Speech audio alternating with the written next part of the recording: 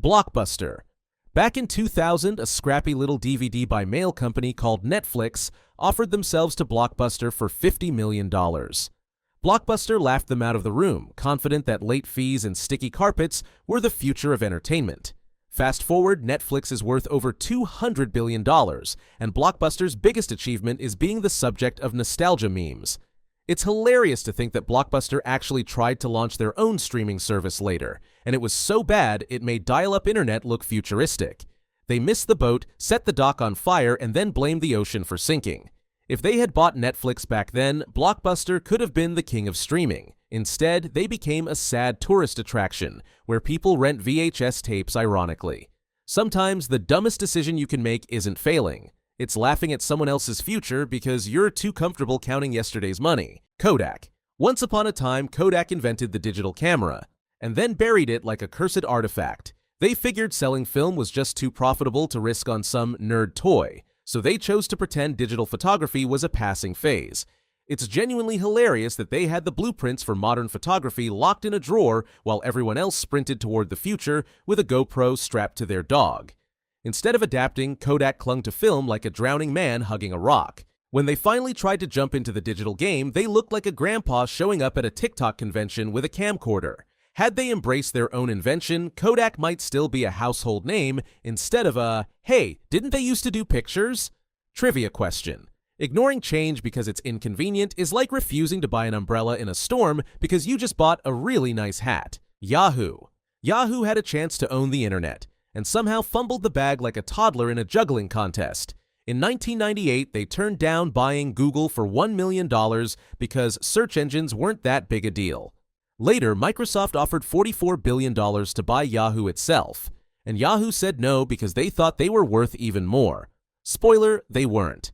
Watching Yahoo pass on Google and YouTube is like watching someone say no to a free winning lottery ticket because the font looked weird. They spent the next decade wandering the digital desert while Facebook and Google built kingdoms. Yahoo could have been the face of modern internet culture. Instead, they became the punchline of a long, sad joke.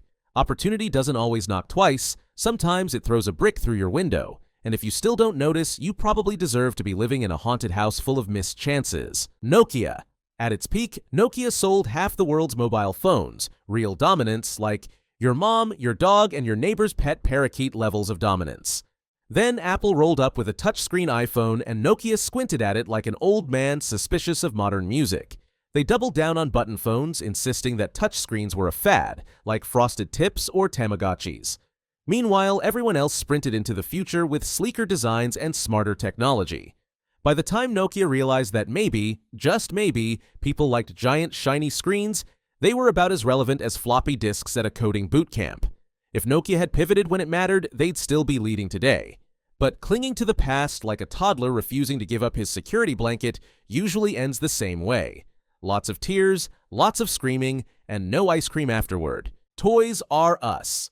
Toys R Us had the toy empire locked down tighter than a kid gripping a Happy Meal. But instead of embracing the obvious rise of online shopping, they basically handed their e-commerce future to Amazon on a silver platter and said, "You handle it, we're busy." That's like letting a vampire manage your blood bank. Shockingly, Amazon didn't just help them, they learned everything they needed, then ran Toys R Us out of business faster than a sugar rush crash. It's wild to think that at one point, Toys R Us could have been the Amazon of toys. But they slept through the digital revolution like a toddler after Thanksgiving dinner. Trusting your competition to build your future is like hiring termites as your home security team. You won't love the results. In business, if you don't move with the times will move over you like a bulldozer. Sears. Sears was once so dominant that you could literally order a house through their mail catalog. Furniture, walls, plumbing, the works. Fast forward a few decades and Sears became the retail equivalent of your uncle still bragging about his high school football career. They watched Walmart and Amazon rise like caffeinated rocket ships, and their strategy was basically denial. Instead of evolving, Sears sold off their best assets and hoped duct tape and nostalgia could keep the ship afloat. Spoiler, it didn't. It's almost poetic that a company once poised to become the original Amazon ended up becoming a museum of retail mistakes. Ignoring massive change because it's not how we do things is like refusing a life raft because you're pretty sure you can outswim a tsunami. MySpace. MySpace wasn't just a website, it was the digital equivalent of putting glitter glue and anarchy on the internet. Everyone had an awful profile song. Everyone learned basic HTML by accident. And then, Facebook showed up with clean pages, actual privacy, and less seizures per click. MySpace reacted by doing nothing. They basically let the site rot into a dumpster fire of autoplay songs and broken layouts. By the time they tried to fix it, it was like duct taping a sinking ship made of spaghetti. If MySpace had actually innovated instead of basking in its chaos, maybe we'd still be adding Tom as our first friend today. But refusing to clean your digital house eventually leaves you yelling into the void while the cool kids throw pool parties next door. Pan Am. There was a time when Pan Am was the way to fly. Fancy meals, glamorous stewardesses, enough luxury to make flying feel like being in a Bond movie. But when airline deregulation and oil crises hit, Pan Am decided to just keep doing things the old expensive way, because obviously the 1950s were going to last forever.